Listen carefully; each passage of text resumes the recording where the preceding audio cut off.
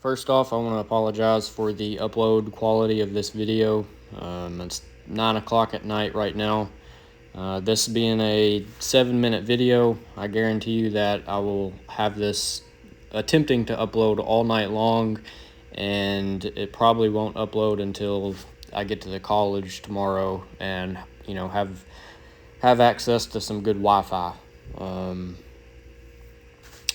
But with that being said, give me 100 bad days in exchange for one good day. A lot of people would say that isn't worth it. That if you're going to do something that often, that you think you'd have it figured out more, or get a little bit more benefit than one day out of every 100 days. Most days that I come in here are not good days. I'd say 6 days out of the week lacking in sleep, probably not as hydrated as I need to be. Electrolytes are probably out of whack. Tired. There's no telling what the demand of work is on that day. What my schedule is like. I may be rushed. A lot of times I feel like I don't even have time to warm up properly. I don't have time really to do any recovery work like stretching.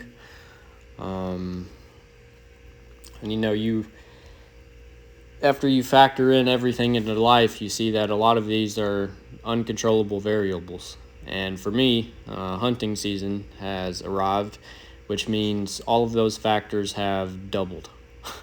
Now, instead of waking up at 5 or 6 on the weekends or whatever, I'm waking up at anywhere from 4:30 in the morning to 2 o'clock in the morning for a duck hunt. It calls for early mornings and late nights. I got to come home. I think I'm going to spend my weekends probably duck hunting in the mornings, coming home, maybe taking a short nap, grabbing something to eat, and then heading out for an afternoon deer hunt. But that's going to consist of getting all my camo together still, trying to pick a spot to go.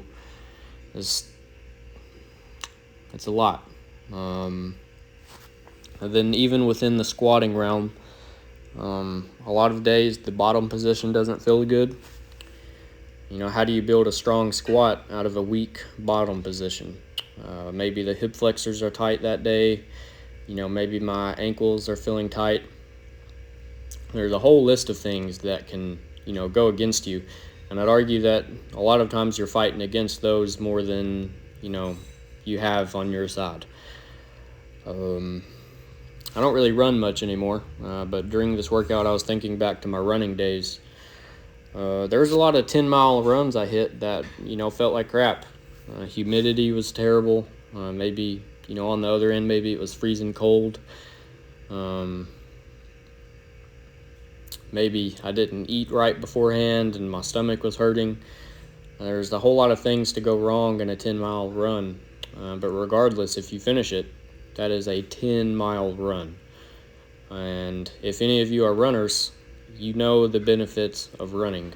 Just the mental release you get from that alone is worth just about anything you could go through.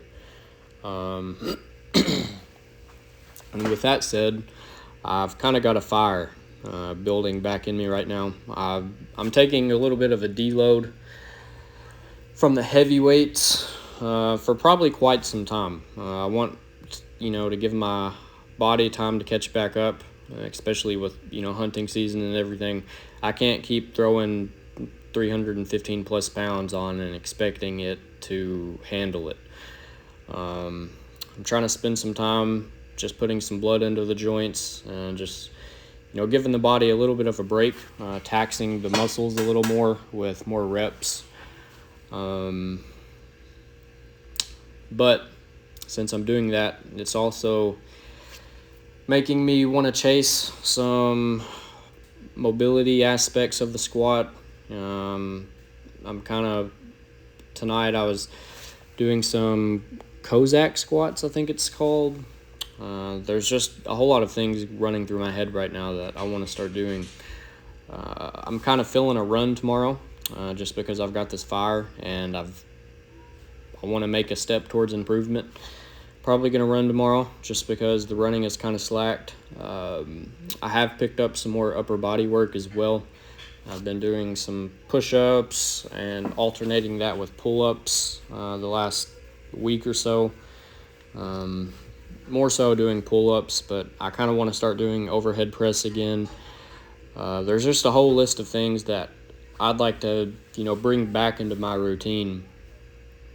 And, there's going to be resistance in all of that. There's going to be resistance in everything you do. But if you can persevere it, there's greatness on the other side, like David Goggins said. On the other side of suffering is greatness. There's a lot of meaning to that quote. I reckon that's all I got for tonight. I got to go in and take a shower. I went deer hunting tonight, sat in the pouring down rain, snuck up to a doe on the ground about 23 yards from her. Didn't get a shot because she was behind some thick stuff, and then the wind switched and started blowing straight towards her, and she busted me. But I snuck back up to her and a group of does to about 40 yards from them several times after that.